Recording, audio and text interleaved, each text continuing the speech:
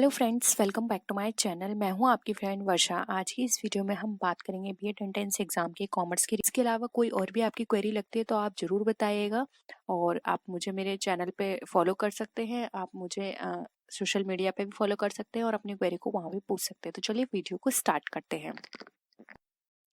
First question है, निम्नलिखित में से कौन सा एक कार्य लेखांकन का नहीं है, यानी कि आपको बताना है इनमें से कौन सा फंक्शन जो है अकाउंटिंग का नहीं है। फर्स्ट, लाभ अधिकतमीकरण यानी कि प्रॉफिट मैक्सिमाइजेशन। वैधानिक आवश्यकताओं को पूरा करना जिसको बोलते हैं मीटिंग स्टैट्यूटरी रिक्वायरमेंट। मैंने हिंदी इंग्लिश दोनों में दिया है, ठीक है। व्यवसाय की संपत्तियों की रक्षा करना या फिर अभिलेखों को व्यवस्थित करना। तो अब आपको बताना है कि लेखांकन का क्या कार्य नहीं है। तो पहले तो आपको ये पता होगा कि लेखांकन क्या काम करता है। लेखांकन क्या करता है, जो भी हमारी लीगल रिक्वायरमेंट्स होती हैं उनको पूरा करता है। उनकी जो संपत्तियां होती हैं बिजनेस से रिलेटेड उनकी रक्षा करता है, यानी कि उनकी को सेफली रखता है, उनका रिकॉर्ड रखता है सारी चीज़ों का इजीली। और जो भी रिकॉर्ड के टाइम पर गलतियां हो जाती हैं, त्रुटियां जिसको हम एरर भी बोलते हैं, वो हो जाती हैं तो उनका पता लगाता है। और वो पता कहाँ से लगाएगा, वो लेजर की हेल्प से ट्रायल बैलेंस जिसको हम तलपट बोलते हैं वो बनाकर उसका पता लगाएगा कि कहाँ कहाँ पर एरर आ रही हैं, ठीक है। और लास्ट में यानी कि जो फाइनेंशियल ईयर एंड होगा, जो वित्तीय वर्ष हमारा खत्म होगा। देखिए फ्रेंड्स, मैं हिंदी इंग्लिश दोनों में यहाँ पे यूज कर रही हूँ क्योंकि दोनों ही तरह के हमारे स्टूडेंट होंगे, ठीक है। तो यहाँ पर क्या हुआ, जो कि हमारा फाइनल अकाउंट बनेंगे उसके उसके बेसिस पर जो फाइनेंशियल पोजीशन है वो पता करेगा। तो ये सारे कार्य हमारे लेखांकन यानी कि अकाउंटेंसी के होते हैं, अकाउंटिंग के होते हैं। जबकि यहाँ पे ये लाभ कमाना यानी कि प्रॉफिट मैक्सिमाइज करना लेखांकन का कार्य नहीं है। इसका काम है सिर्फ रिकॉर्ड करना, सही हो रहा है या नहीं ये पता लगाना, पोजीशन बताना सिर्फ, लेकिन लाभ को बढ़ाना इसका काम नहीं होता है। ये किसका काम होता है, ये होता है बिजनेस का। तो ऑप्शन ए यहाँ पे हमारा क्या हो जाएगा, राइट आंसर हो जाएगा। नेक्स्ट क्वेश्चन पे आते हैं। आधुनिक लेखांकन प्रणाली का जनक किसे माना जाता है, यानी कि कौन कंसिडर किया जाता है father of modern accounting system का। जे.आर. बॉटली बॉय, लुईस प्रथम को, लूकस पैसियोली को, या फिर फिलिप कॉटलर को। ये भी आपने बहुत बार पढ़ा होगा, बहुत बेसिक क्वेश्चन है और एग्जाम में बहुत पूछा जाता है। और अगर आपने इससे पहले मेरी और भी क्लासेस देखी हैं, बीकॉम की entrance exam, MCom entrance exam या फिर बीएड एंट्रेंस एग्जाम, उन सभी एग्जाम्स में मैंने आपको बताया है कि इस तरह के क्वेश्चंस हर एग्जाम में पूछे जाते हैं। कॉमर्स से रिलेटेड कोई भी एग्जाम हो, फिर चाहे किसी भी तरह का दे रहे हैं, ठीक है। तो देखिए यहाँ पे आ गया, इसका राइट आंसर होगा सी, लूकस पैसियोली। अब यहाँ पर आप इनकी कुछ चीजें और नोट कर लीजिए, जैसे कि लूकस पैसियोली जो है, इन्होंने 1494 में इटली के वेनिस नगर में, कितना 1494 में इटली के वेनिस इटली के वेनिस नगर में जो शहर है, सॉरी शहर में एक पुस्तक जो थी उसको प्रकाशित करा था, यानी कि एक बुक जो थी उसको लॉन्च किया था या फिर पब्लिश किया था। और उसका नाम क्या था, डी कंप्यूटरिस्टिक स्क्रिप्चरिस नामक पुस्तक थी, ठीक है। डी कंप्यूटरिस्ट एंड स्क्रिप्चरिस, इस तरह की एक बुक थी। उसको यहाँ पे इन्होंने इसको क्या किया था, पब्लिश किया था। ये बुक भी बहुत पूछी जाती है, ये किसकी है तो याद रखिए लूकस पैसियोली की है। कि टाइम पीरियड क्या था, 1494 था। और आधुनिक लेखांकन यानी कि जो मॉडर्न अकाउंटिंग सिस्टम है उसके फादर कहे जाते हैं लूकस पैसियोली। बस इतना आप याद रखिए, ये एग्जाम में बहुत पूछे जाते हैं। नेक्स्ट आते हैं, Institute of Cost and Work Accountants of India का प्रधान कार्यालय कहाँ स्थित है, यानी कि जो हमारे कॉस्ट एंड वर्क अकाउंटेंट है उसका हेड ऑफिस आपको बताना है। दिल्ली, मुंबई, चेन्नई या कोलकाता। इसमें कोई समझाने वाली बात नहीं है, डायरेक्ट मैं आपको बता देती हूँ। इसका जो हेडक्वार्टर है वो हमारा कोलकाता में है। और देखिए इसकी इस्टेब्लिशमेंट देख लीजिए, इसका इस्टेब्लिशमेंट हुआ था 28 मई 1959 में इसका इस्टेब्लिशमेंट हुआ था, ठीक है। तो ऑप्शन डी यहाँ पे हमारा राइट आंसर है। नेक्स्ट क्वेश्चन पे आते हैं, लेखांकन का प्रमुख कार्य क्या है, यानी कि main function of accounting is. आर्थिक समंकों का अभिलेख, समंकों आर्थिक यानी कि इकोनॉमिक डेटा को रिकॉर्ड करना, providing information base for work, या फिर records in the classifications of business transactions, या फिर अचीव नॉन इकोनॉमिक गोल्स। अब इसमें से हमें बताना है कौन सा हमारा लेखांकन का कार्य है। अब देखिए, लेखाकर्म जो होते हैं यानी कि जो हमारी अकाउंटिंग होती है उसका काम होता है जो कि हमारे बिजनेस से रिलेटेड लेन देन है उनको क्लासिफाई करना, उनको रिकॉर्ड करना, और जो भी पहले यानी कि कोई भी ऐसे लेखे हुए हैं जो कि पूरी तरह हो गए या फिर थोड़े हुए हैं लेकिन वो मॉनेटरी एस्पेक्ट में है, तो उनको लिखना, फर्दर उनको क्लासिफाई करना, जिस भी नेचर है उस नेचर के अकॉर्डिंग। बस एक शर्त क्या होती है कि वो मॉनेटरी एस्पेक्ट में होने चाहिए, वही ट्रांजेक्शन्स रिकॉर्ड होंगे। और कोई भी ट्रांजेक्शन नॉन इकोनॉमिक है या फिर उसमें नॉन मॉनेटरी है, किसी भी तरह का मॉनेटरी एस्पेक्ट नहीं है इंक्लूड, तो उसको इंक्लूड नहीं किया जाएगा। ये सब काम करना इसका काम होता है। तो देखिए यहाँ पर हमें बताना है प्रमुख कार्य। तो प्रमुख कार्य होता है रिकॉर्ड करना फिर उसको क्लासिफाई करना, ठीक है। तो ऑप्शन सी यहाँ पे राइट आंसर हो जाए, जबकि रिकॉर्ड करना इकोनॉमिक ये तो है लेकिन प्रमुख नहीं है। Providing information based for work ये भी इसका काम है लेकिन ये मेन नहीं है। गैर आर्थिक लक्ष्यों को प्राप्त करना, ये non achieve non economic goals ये भी हो सकता है। अब देखिए यहाँ पर लेकिन प्रमुख कार्य पूछा है तो प्रमुख कार्य में ये आएगा क्योंकि मेन इसका काम होता है जो भी ट्रांजेक्शन्स हो रहे हैं उनको रिकॉर्ड करना, और रिकॉर्ड किसके बेसिस पर करेंगे, क्लासिफिकेशन के बेसिस पर क्लासिफाई करेंगे उसको, ठीक है। तो ऑप्शन सी यहाँ पे हमारा राइट आंसर है। आई होप ये आपको क्वेश्चन क्लियर होगा। नेक्स्ट क्वेश्चन पे आते हैं। निम्नलिखित में से किस का उद्देश्य जिम्मा लेना है। जिम्मा का मतलब यहाँ पर है रेस्पॉन्सिबिलिटी। यहाँ पर देखिए ऑब्जेक्टिविटी ऑफ टास्क है, ये नहीं होगा, ये है which of the following is the response objective of responsibility, यानी कि जो रेस्पॉन्सिबिलिटी है उसका उद्देश्य क्या होता है, कौन उठाता है पूरी जिम्मेदारी। प्रमाणिकता यानी कि ऑथेंटिसिटी होना उसकी जिम्मेदारी होती है। दर्ज राशि की शुद्धता देखना होता है जिम्मेदारी लेना। स्वामित्व की या फिर इनमें से कोई नहीं। तो देखिए यहाँ पर जब अगर हम कोई भी बिजनेस की बात करते हैं तो उसकी बिजनेस की सक्सेस की, प्रॉफिट की, लॉस की, ये पूरी जिम्मेदारी किसकी होती है, ये जिम्मेदारी होती है जो बिजनेस जिसने वो चालू किया है, यानी कि जो भी उस बिजनेस को चला रहा है उसका ओनर है या जिसके पास उसकी ओनरशिप है, ठीक है। तो उस बिजनेस में जो भी लॉस होगा, जो भी प्रॉफिट होगा, किसी भी तरह की प्रॉब्लम आएगी, वो सारी फेस कौन करेगा, उसका ओनर या फिर जिसके पास ओनरशिप है। तो उसके अकॉर्डिंग जो उद्देश्य जिम्मा लेना है वो किसका हो जाएगा, वो ओनरशिप के ऊपर चला जाएगा। इसलिए यहाँ पे ऑप्शन सी हमारा राइट आंसर हो जाएगा, स्वामित्व यानी कि ओनरशिप, ठीक है। नेक्स्ट है, एक विक्रेता अपने 2000 रुपये है, ठीक है, 2000 रुपए के माल को 800 रुपए, ये भी रुपए लिख लीजिएगा। एक विक्रेता अपने 2000 रुपए के माल को 800 रुपए में क्रेता को देता है, यानी कि जो भी उसका परचेजर है उसको दे रहा है। 200 रुपए का अंतर आ रहा है, तो ये 200 रुपए क्या कहलाएंगे, cash discount, trade discount, credit sale या फिर अप्राप्य ऋण।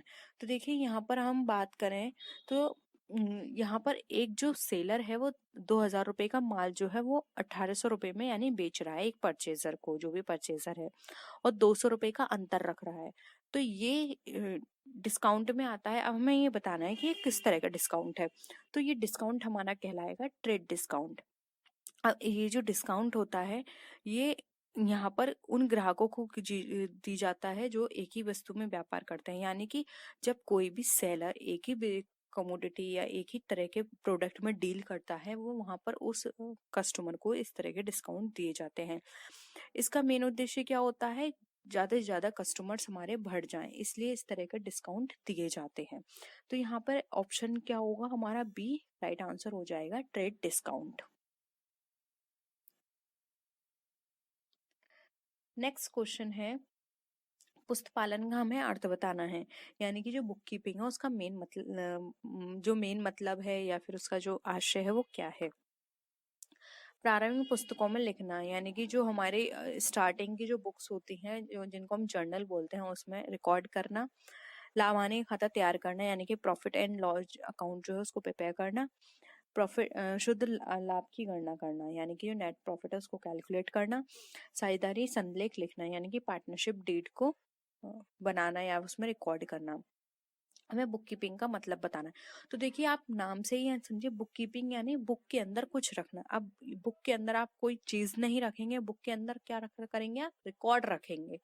यानी कि उसको जो भी ट्रांजेक्शन्स हो रहे हैं उनको रिकॉर्ड करना बुक के अंदर, ठीक है, जिससे कि वो फ्यूचर के लिए सेफ रहें कि हमने इन इनके साथ ट्रांजेक्शन्स किए हैं, ये हमने माल बेचा है, हमारा इतने पास जो मनी है वो हमारे पास आई है। तो ये सारी चीजें रिकॉर्ड करना हमारा बुक कीपिंग कहलाता है। तो अब आप देख लीजिए ऑप्शंस इसके अकॉर्डिंग हमारे क्या होंगे। राइट आंसर होगा ऑप्शन नंबर ए, प्रारंभिक पुस्तकों में लिखना। क्योंकि जब हम बुक कीपिंग की बात करें तो यहाँ पे प्रॉफिट एंड लॉस का कोई मतलब नहीं है, नेट प्रॉफिट हम कैलकुलेट नहीं कर रहे हैं, और ना ही पार्टनरशिप डेट से यहाँ कोई मतलब है। तो ऑप्शन ए हमारा यहाँ पे राइट आंसर हो जाएगा। नेक्स्ट आते हैं, व्यापार के स्वामी द्वारा व्यापार में लगाया गया धन क्या कहलाता है। यानी कि कोई पर्सन है जिस भी चीज में इन्वेस्ट बिजनेस करता है उसमें वो कोई भी फंड लगाता है या हम कहें कुछ फाइनेंस करता है तो वो इन्वेस्ट करता है, उसको क्या बोलते हैं, पूंजी, माल, संपत्ति, भवन। तो देखिए कोई भी पर्सन अपने जो भी बिजनेस कर रहा है उसमें वो कोई धन लगा रहा है जिसको हम बोलते हैं मनी या फिर फाइनेंस या इन्वेस्ट कर रहा है, उसको बोला जाता है यहाँ पर पूंजी। ठीक है, तो ऑप्शन ए राइट आंसर है। अब माल की बात करें तो माल अब हमारे पास कोई भी व्यक्ति है, ठीक है, या फिर आप कुछ हाउस लेडी को ले लीजिए एग्जाम्पल में। अब वो कोई भी जो जैसा कि आप देखते हैं कि हमारा यहाँ पे फेस्टिवल क्या है, दिवाली का, इस टाइम हम सफाई करते हैं, तो जैसे न्यूज़पेपर या फिर और भी कुछ ऐसे प्रोडक्ट निकालते हैं जिसको हम क्या करते हैं, बेच देते हैं, ठीक है, किसी को सेकंड हैंड। तो वो डेली का काम नहीं है, वो कभी कभी घर से कोई भी प्रोडक्ट ऐसे यूजलेस निकलता है जिसको हम देते हैं, जैसे न्यूज़पेपर हो गए हमारे, कोई भी खाली हमारे प्लास्टिक की बॉटल्स हो गई, इस तरह के प्रोडक्ट हम देते हैं। तो ये उसका डेली का काम नहीं है, वो कभी कभी ये काम करती है। जबकि एक बिजनेसमैन क्या होता है, एक प्रोडक्ट में, एक तरह के नेचर के प्रोडक्ट में वो डेली डील करता है। तो जिस प्रोडक्ट में वो डील करता है वो उस व्यक्ति के लिए क्या कहलाता है, माल। इसलिए हम बोलते हैं कि कोई भी व्यवसायी किसी भी किसी भी वस्तु में डील कर रहा है डे टू डे बेसिस पर, तो वो वस्तु उसके लिए क्या कहलाती है, माल। संपत्ति आप समझते ही हैं और भवन भी आप समझते हैं, ठीक है। तो यहाँ पे ऑप्शन ए हमारा राइट आंसर हो जाएगा, पूंजी। नेक्स्ट क्वेश्चन पे आते हैं, निम्नलिखित में से कौन सा सही नहीं है, हमें ये बताना है। वस्तु एवं सेवाओं को बेचने से प्राप्त धनराशि को आगम कहते हैं। यानी कि कोई भी वस्तु सेवा को बेच दिया, उससे जो पैसे मिले उसको आगम यानी कि आय कहेंगे। स्वामी द्वारा व्यापार में लगाया धन पूंजी कहलाता है, क्या ये सही है, इसमें आपको नहीं बताना है, ठीक है। एक ही प्रकृति के लेन देनों को एक ही स्थान पर एकत्रित करने को अभिलेखन कहते हैं, या फिर संपत्ति या माइनस बाहरी दायित्व इक्वल टू पूंजी होता है। अब इसमें आपको बताना है कौन सा सही नहीं है, ठीक है।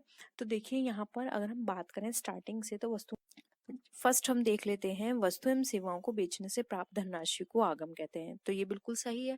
हम कोई भी वस्तु बेचते हैं या फिर उसके बदले में हम कोई भी किसी को अपनी सर्विस दे रहे हैं और उसके बदले में, सर्विस देने के बदले में हम उससे कुछ मनी ले रहे हैं, तो हमारे लिए आय है। तो ये फर्स्ट तो हमारा करेक्ट है। सेकेंड है, स्वामी द्वारा व्यापार में लगाया धन पूंजी कहलाता है, ये मैंने अभी आपको बताया था, तो ये भी हमारा करेक्ट है। थर्ड को अभी हम देखते हैं, पहला लास्ट देख लेते हैं। तो देखिए संपत्ति में जब हम बाहरी दायित्व यानी कि एक्सटर्नल जो भी हमारी लायबिलिटीज हैं वो हम माइनस करेंगे तो हमारा पूंजी निकलेगा। यस, ये भी करेक्ट है। तो यानी कि गलत क्या हो जाएगा हमारा, ये एक ही प्रकृति के लेन देन को एक ही स्थान पे एकत्रित करने को अभिलेखन नहीं कहते, उसको क्या कहते हैं, खाता बही। खाता बही में हम एक ही प्रकृति के लेन देन को एक ही जगह इकट्ठा रखते हैं, जिसको हम लेजर भी बोलते हैं, ठीक है। तो ऑप्शन सी क्या हो जाएगा, यहाँ पे हमारा राइट आंसर हो जाएगा। नेक्स्ट क्वेश्चन है, व्यावसायिक व्यवहारों के परिणाम स्वरूप मालिक की पूंजी में जिन मदों की वृद्धि होती है वह कहलाती है। यानी कि कोई भी ऐसे आइटम्स है उनकी वो इंक्रीज हो रहे हैं ओनर्स की कैपिटल में जब वो बिजनेस डील करता है, तो उसको हम क्या कहते हैं, वह आय, आहरण, पूंजी, ठीक है। तो देखिए, अगर कोई भी पर्सन किसी भी प्रोडक्ट में डील कर रहा है और वहां पे उसके जो ओनर की कैपिटल है उसमें इंक्रीमेंट हो रहा है, तो वो हम कहलाते हैं यहाँ पर हमारी आय। क्योंकि देखिए, अगर जो आय होती है सिर्फ उसी को हम कैपिटल के अंदर क्या करते हैं, इंक्लूड करते हैं, यानी कि उसको ऐड करते हैं, जबकि हमारी जो व्यय होते हैं उसमें क्या हो जाता है, हमारे लेस हो जाते हैं, आहरण भी लेस हो जाते हैं, और पूंजी तो हम कर ही नहीं सकते, क्योंकि पूंजी में पूंजी कैसे इंक्लूड करेंगे जिससे हमारी पूंजी इंक्रीज हो। ठीक है, तो यहाँ पे ये कट गया, ये कट गया, ये कट गया, तो ऑप्शन बी यहाँ पे हमारा राइट आंसर हो जाएगा आय। नेक्स्ट क्वेश्चन है, निम्नलिखित में से कौन सूचनाओं की प्रक्रिया के रूप में लेखांकन का अंतिम चरण है।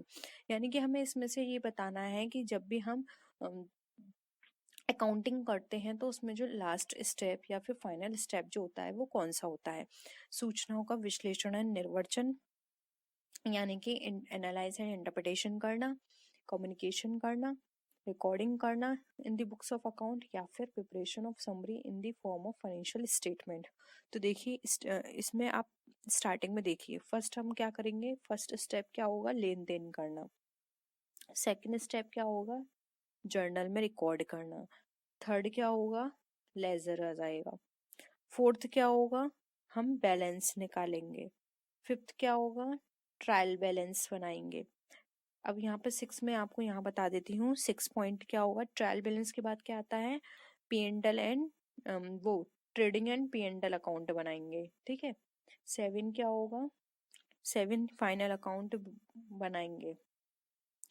फाइनल अकाउंट के बाद क्या बनाएंगे, फाइनल अकाउंट के बाद आएंगे हम P&L एप्रोप्रिएशन अकाउंट। फिर इसके बाद क्या करेंगे, जो भी हमारी सूचनाएं निकली हैं, जो भी हमें इंफॉर्मेशन मिली है, उससे हम एनालिसिस एंड इंटरप्रिटेशन करेंगे। उसके बाद जो भी इंफॉर्मेशन एनालिसिस इंटरप्रिटेशन से आएगी उसको हम फर्दर कम्युनिकेट करेंगे, और इसके बाद क्या होगा, फाइनल रिजल्ट निकालेंगे। ठीक है, तो यहाँ पर इसके अकॉर्डिंग हमारा जो राइट आंसर होगा वो होगा यहाँ पे ऑप्शन नंबर, सूचनाओं की प्रक्रिया के आधार पर देखें तो देखिए इसमें राइट जो आंसर होगा वो होगा ऑप्शन नंबर 2, जो कि हमारा सूचनाओं का संप्रेषण करना, ये हमारा फाइनल आंसर होगा। तो ऑप्शन बी यहाँ पे हमारा राइट आंसर हो जाएगा। तो देखिए, अभी एक और क्वेश्चन रह गया। ठीक है, ये हमारा लास्ट क्वेश्चन है, चार्टर्ड अकाउंटेंट होते हैं। अब जो चार्टर्ड अकाउंटेंट होते हैं वो किस तरह के होते हैं, यानी पूर्ण अंकेक्षक, सरकारी अंकेक्षक, पेशेवर अंकेक्षक, या फिर उपरोक्त में से कोई नहीं। तो देखिए, चार्टर्ड अकाउंटेंट जो होते हैं ये प्रोफेशनल होते हैं। ठीक है, ये इस में मतलब जैसे हम बोलते हैं स्पेशलाइजेशन। ठीक है, तो जो भी इनके काम होते हैं उसमें ये स्पेशलाइज्ड होते हैं।